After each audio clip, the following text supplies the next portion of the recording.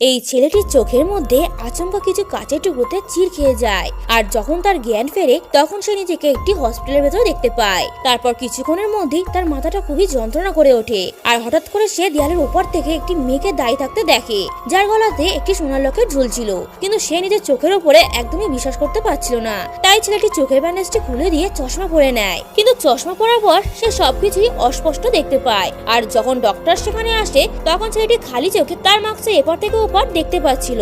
এই সবকিছুই থেকে সে খুবই টেনশনে পড়ে যায়। তারপর একটি আপেল খাওয়ার জন্য সেটিকে হাতে নেয়, তখন সে আপেলের ভেতর থেকে একটি পোকা দেখতে পায়, কিন্তু সে নিজের চোখকে বিশ্বাসই করে না। কিন্তু আপেলে এক কামড় দিতে না দিতেই সত্যিকারই তার মধ্যে দিয়ে পোকা বেরিয়ে আসে। এইভাবে কয়েকদিন কেটে যাওয়ার পর সে বাজারে একটি লোকের হাতে একটা জিনিস থাকতে লক্ষ্য করে, কিন্তু নিজের চোখ বন্ধ করে সে দেখতে পারে ওই জিনিসটি বাইরে থেকে কালো দেখালেও ভিতর দিয়ে সেটি খাঁটি সোনার তৈরি। তাই ছেলেটি সেটিকে দোকানদারের কাছ থেকে 20,000 টাকায় কিনে নেয়। কিন্তু আচমকা সেখানে